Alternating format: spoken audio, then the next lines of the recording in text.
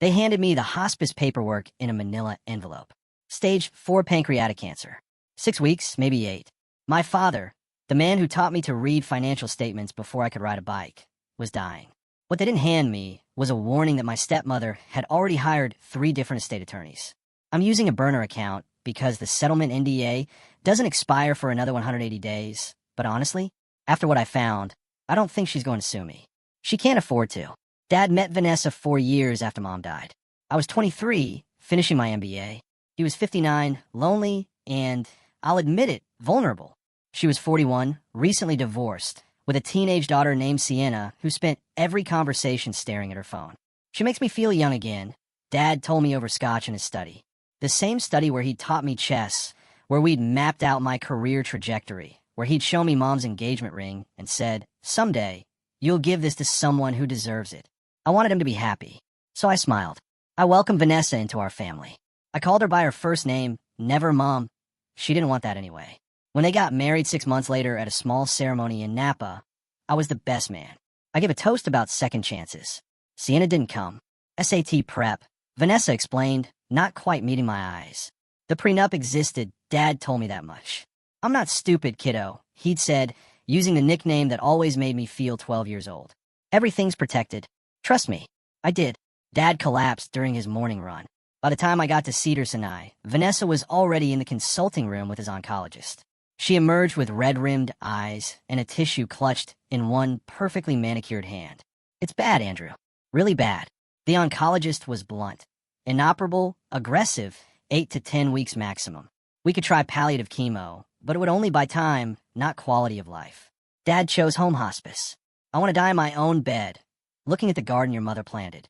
Vanessa transformed overnight into Florence Nightingale. She hired the best hospice nurses. She researched pain management protocols. She set up a rotation schedule, so Dad was never alone. She even moved Sienna into the guest house so your father can have peace and quiet. I was touched. I actually hugged her and said, "Thank you for taking such good care of him." She hugged me back and whispered, "He's my husband. I love him." That was 3 weeks before I found the documents. Dad's attorney, Robert Shun, had handled our family's legal affairs for 30 years. He'd drafted Mom's will. He'd set up my trust fund. He'd even filed the paperwork when I started my consulting practice. So when Dad mentioned Vanessa had suggested updating our estate plan with someone who specializes in blended families, I felt my stomach drop. "Robert's been doing this for 3 decades. I said carefully. "Why would we?" Vanessa thinks a fresh perspective would be helpful. Dad's voice was weaker now, threaded with pain even through the morphine. She found a firm in Beverly Hills. Very well regarded. "What's the firm's name?" "Whitmore and Associates. They're sending someone to the house next week." I pulled out my phone the moment I left his room. Whitmore and Associates specialized in high-net-worth divorce and estate litigation. Their website featured testimonials from clients who'd successfully protected their interests in complex family situations. Red flags don't usually come with neon signs, but this one was pretty damn close.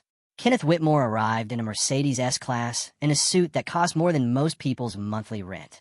He had silver hair, veneers too white to be real, and the kind of smile that never reached his eyes.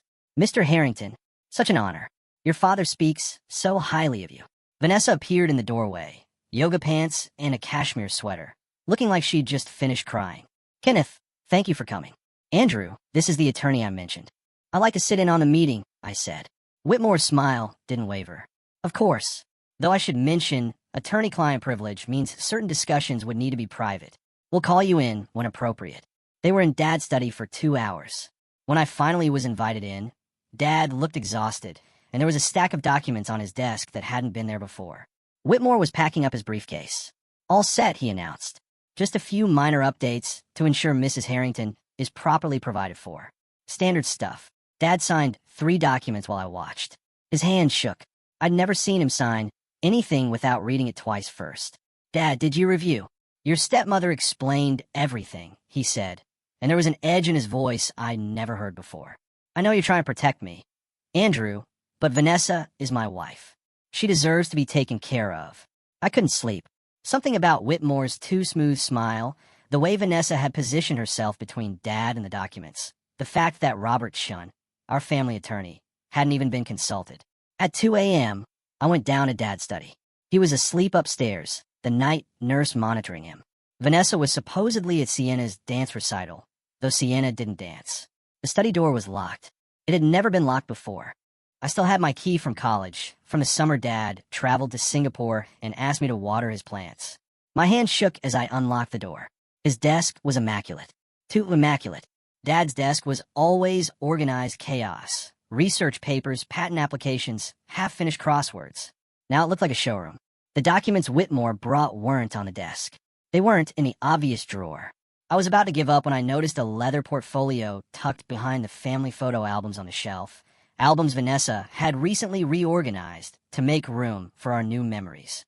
Inside the portfolio, copies of everything Whitmore had brought. I started reading. By page 3, my hands were shaking. By page 7, I was taking photos with my phone. By page 15, I understood exactly what Vanessa had done. The prenup amendment. The original prenup from Dad and Vanessa's marriage was actually reasonable. In the event of divorce, she'd get $2 million and keep whatever assets she'd brought into the marriage. In the event of Dad's death, she'd receive $5 million and could live in the house for up to 2 years while the estate was settled. Everything else, the company, the investment portfolio, the real estate holdings, the patents worth roughly $47 million, came to me. The amendment, dated 6 days after Dad's diagnosis, changed everything. New terms. Vanessa would receive the house outright, valued at $8.3 million, 50% of all liquid assets, approximately $31 million, full ownership of Dad's company, Harrison Biomedical All Patents, and intellectual property, a seat on the board of the family foundation, with veto power over grant distributions. What I would receive: my existing trust fund, which I'd already inherited when I turned 25, $3 million cash Dad's watch collection. I read it 4 times, certain I'd misunderstood.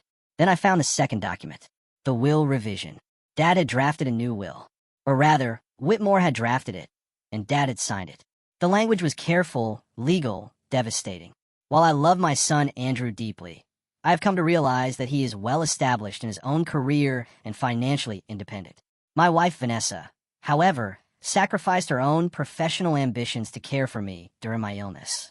It is only right that she be provided for in a manner befitting her dedication and love. There was more legal jargon about sound mind and not under duress and hereby revoke all previous wills, but that paragraph was the knife. Dad didn't write like that. Dad would never use the phrase sacrificed her own professional ambitions. Vanessa had been a yoga instructor who taught 3 classes a week. I photographed everything, replaced the portfolio exactly where I'd found it, and went back to my room. Then I called Robert Chin's emergency line. Robert met me at a coffee shop in Santa Monica at 7 a.m. He looked like he hadn't slept either.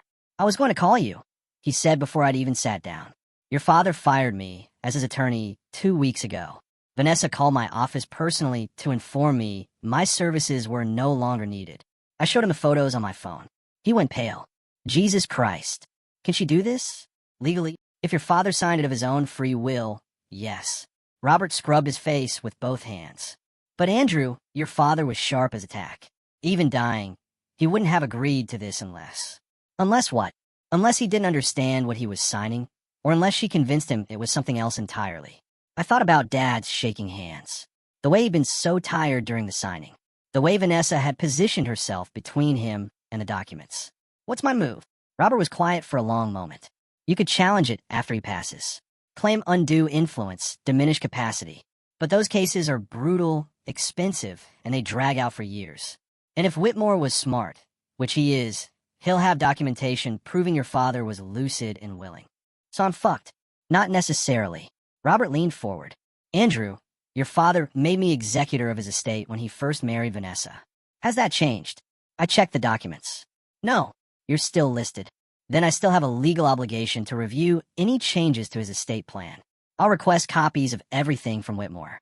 If there are irregularities, we might have grounds to freeze the assets pending investigation." "How long would that take?" "Weeks, maybe months." Robert met my eyes. "Do you have weeks?" Dad had started refusing food 2 days ago. The hospice nurse said it was natural decline. "No," I said. "I don't think I do." I couldn't challenge what I didn't fully understand. So I called in a favor from Maria Santos, a forensic accountant I'd worked with on a consulting project. She owed me for covering her ass when a client audit went sideways. "I need you to analyze a prenup agreement. Confidentially." Maria met me in my condo that night. I showed her everything. The original prenup, the amendment, the new will. She read in silence, making notes on her iPad. Finally, your stepmother is smart. This is comprehensive. Can you see any way out? Let me check something. She opened her laptop, typed rapidly. When was your father's company incorporated? 1987. He started it right out of grad school. And you? I was born in 1989. More typing. Then Maria's eyes went wide. Oh shit, what? She turned the laptop toward me. Your father's articles of incorporation list Harrison Biomedical Incorporated, a California corporation. The original filing includes a provision that 51% of voting shares are held in an irrevocable trust. I don't understand. The trust was established for Andrew James Harrington, son of founder, to be distributed upon founder's death or at age 30, whichever comes first. She looked at me. How old are you? I turned 33 last month. Then you already own controlling interest in your father's company. The prenup can't transfer what she doesn't have the right to transfer. Your dad never had full ownership to give away. Not after you turned 30. I stared at her. Are you sure? I'll need to verify with corporate records, but if this filing is accurate, Vanessa's getting the house, the cash, the patents, but the company is already yours. And the company is worth. She pulled up a private valuation report. Conservatively, $89 million. I didn't plan to confront her. Robert had advised waiting, gathering more evidence, building an airtight case. But then Sienna made a mistake. I was sitting with Dad. He was barely conscious now, fading in and out. When Sienna walked past his room, phone pressed to her ear. Mom said it's basically done, she was saying.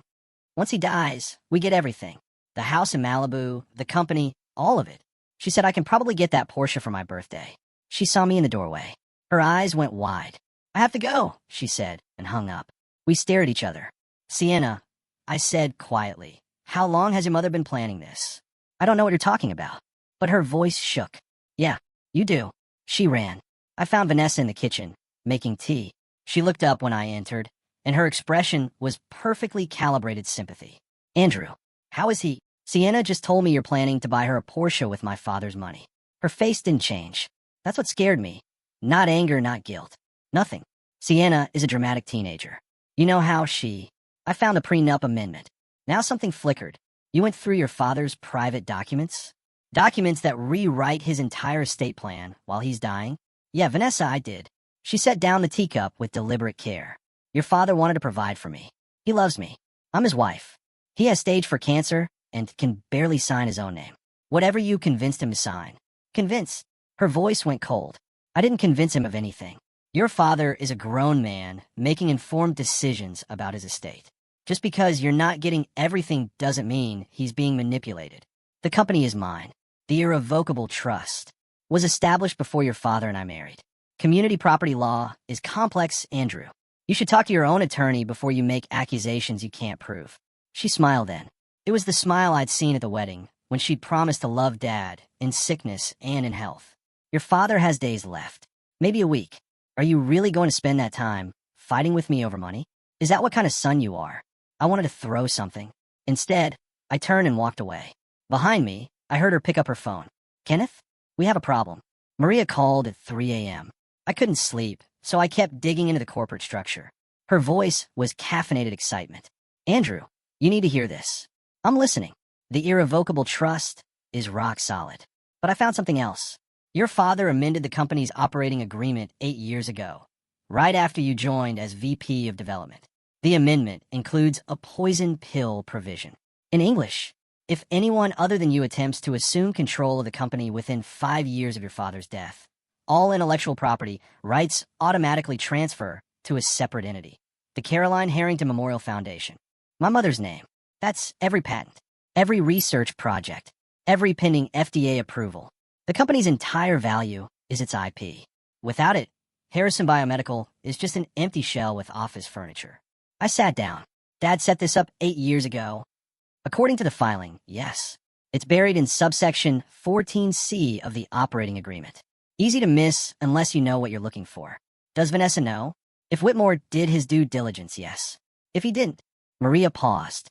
She's about to inherit a company worth $89 million on paper and maybe $2 million in actual assets. Why wouldn't Whitmore have caught this? Maybe he did and didn't tell her. Maybe she's paying him too much to care. Maybe he figured it's not his problem once the will is executed.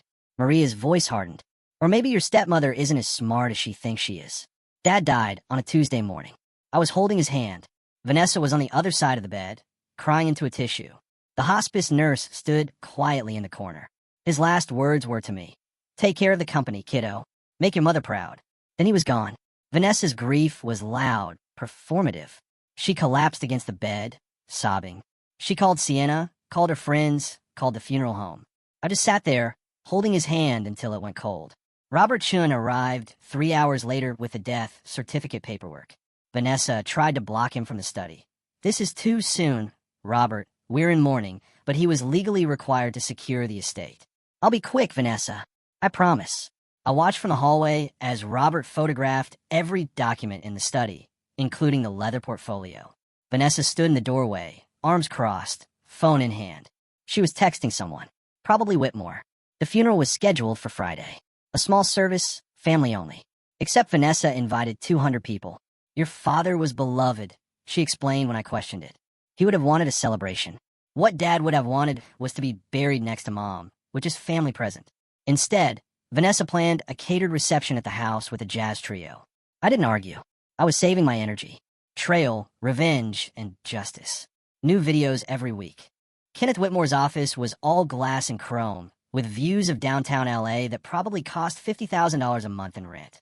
He greeted us with professional sympathy. "My deepest condolences. Your father was an extraordinary man." Vanessa dabbed her eyes. She was wearing black Chanel and pearl earrings, the ones Dad had given her for their second anniversary. Robert Chun sat beside me, leather portfolio on his lap. Whitmore opened his own leather portfolio. "The will is straightforward. I'll read the relevant sections." He went through it methodically. The house to Vanessa. The liquid assets split 60-40 in her favor, not 50-50, I noted. The patents to Vanessa. The company to Vanessa. And to Andrew James Harrington, my beloved son. My watch collection, valued at approximately $180,000, and a cash bequest of $3 million, to be distributed within 60 days of probate. Vanessa was crying again. "He loved you so much, Andrew. He just wanted to make sure I was taken care of." I looked at Robert. He nodded slightly. "Kenneth," I said, "I'd like to contest the will." The room went silent. Whitmore's professional sympathy evaporated. On what grounds? Undue influence. My father was terminally ill, on heavy pain medication, and signed documents he didn't fully understand. "That's absurd," Vanessa said. "Your father was perfectly lucid. Kenneth can attest." "I'm sure he can." I turned to Whitmore. "Did you have your client undergo a psychiatric evaluation before signing these documents? Did you have an independent witness confirm he understood the implications? Did you disclose to him that the operating agreement poison pill would render the company essentially worthless under the new ownership structure?" Whitmore's expression didn't change, but I saw his jaw tighten. "What are you talking about?" Vanessa demanded. Robert pulled out his laptop. "The Caroline Harrington Memorial Foundation Automatic Transfer Provision, subsection 14C. Would you like me to read it aloud, or would you prefer to review it yourself?" Vanessa looked at Whitmore. "What is he talking about?" Whitmore was very quiet. "We should discuss this privately." "No." Vanessa's voice was sharp. "Explain it now." "The operating agreement contains a provision that transfers all intellectual property to a charitable foundation if anyone other than Andrew assumes control within 5 years of her husband's death. However, this doesn't affect your ownership of the company itself, merely the company, i.s. the intellectual property." Vanessa was standing now. "You told me the company was worth $89 million. The valuation was based on current holdings, including IP. If the IP transfers, how much is it worth without the IP?" Whitmore hesitated. "The hard assets, equipment, real estate, contracts, approximately $2.3 million. Vanessa turned to me, and for the first time, I saw genuine emotion on her face. Rage. "You did this." "No, Dad did this. 8 years ago, when I joined the company. He protected the one thing that mattered most to him, Mom's legacy, from anyone who might try to exploit it. This is unbelievable. Kenneth, we're suing." "On what grounds?" Robert asked mildly. "The provision was legally filed and publicly recorded. Your attorney should have caught it during due diligence." Vanessa looked at Whitmore. Whitmore looked at his very expensive watch. "Perhaps we should regroup," he said. Vanessa's new attorney, her third, after she fired Whitmore, contacted Robert with a settlement proposal. She would accept the house $15 million cash the patents, without company attachment. I would accept the company with IP intact. The remainder of liquid assets no contest to the settlement. She knows she's fucked, Robert said. The patents are worthless without the company infrastructure to develop them. She's trying to salvage what she can. What do you think? I think we can get her down to $10 million cash. Maybe $12 million. The house is fair. Your father did want her provided for. No. Robert looked up. No. I want the prenup honored. Original terms. $5 million, 2 years in the house. Then she's out. Andrew, if we push too hard, she'll fight. It'll go to court, tie up the estate for years. Let go to court. I was surprised by how calm I felt. I have time. I have resources. And I have evidence that she manipulated a dying man into rewriting his estate plan. Do you think a jury's going to side with the grieving widow or the disinherited son? Robert was quiet. Then, there's something else you should know. I've been going through your father's medical records with HIPAA authorization from the estate. The hospice notes indicate he was on high-dose morphine during the week he signed the documents. His attending physician noted periods of confusion and difficulty concentrating. Diminished capacity. Exactly. Combined with the poison pill, the timeline, Whitmore's failure to disclose material information. We have a case for undue influence that's stronger than I initially thought. Make the offer. Original prenup terms. She has 48 hours to accept. Vanessa called me directly at 11 p.m. that night. You're making a mistake. I don't think so. Your father wanted me to be taken care of. He loved me. My father was dying, and you took advantage of him. I was his wife. I had every right to what, Vanessa? To manipulate him into signing documents while he was barely conscious? To bring in an attorney who failed to disclose material information? To plan your daughter's Porsche before he was even dead? Silence. Then, Sienna shouldn't have said that. No, you shouldn't have planned it. You don't understand what it's like. Her voice changed, became almost pleading. I gave up 4 years of my life taking care of him. For years of watching a man waste away. Do you know what that's like? I earned this.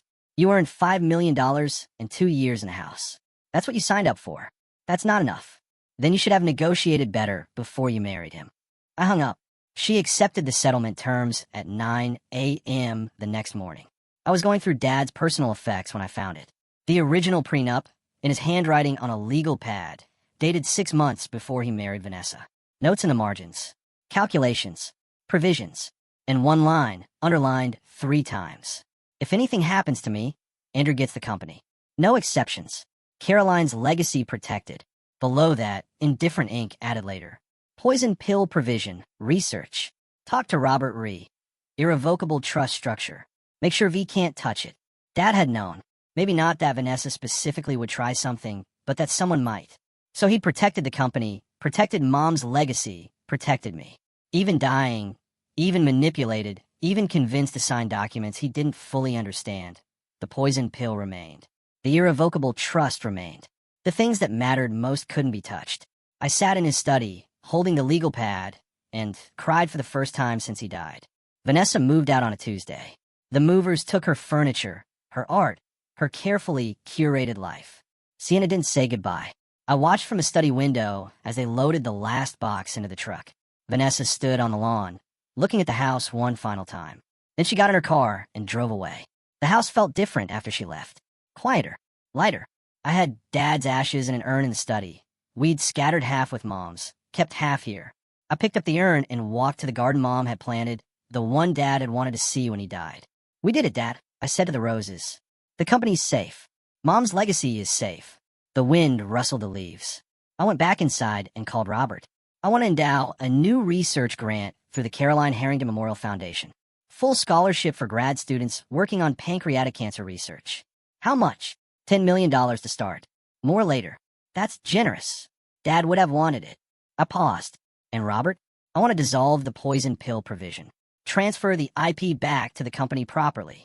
No more booby traps. You sure? Yeah. The threat's gone. It's time to move forward. Harrison Biomedical announced FDA approval for our lead pancreatic cancer drug last month. Phase 3 trials showed a 40% improvement in survival rates. It won't save everyone. It wouldn't have saved Dad, but it might save someone's father, someone's husband, Someone's son. I still work in dad's study. I still have mom's engagement ring in the desk drawer. I'm not in a rush. I still visit the garden every Sunday and tell them both about the company, the research, the progress. Vanessa married a real estate developer 8 months after Dad died. I saw the announcement in the society pages. They looked happy. Sienna sent me a Facebook friend request last week. I haven't accepted it yet. Maybe I will. Maybe I won't. The prenup sits in my safety deposit box now, next to Dad's will and the poison pill documents. Reminders that love isn't always what it seems, that trust must be earned, that the most important protections are the ones you hope you'll never need. Dad taught me to read financial statements before I could ride a bike. But he also taught me something more important. Protect what matters most, even if it costs you everything else. The company is worth $127 million now.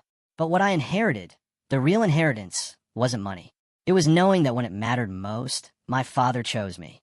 And that no prenup, no will, no manipulation could ever take that away.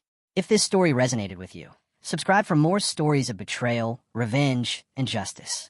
New videos every week.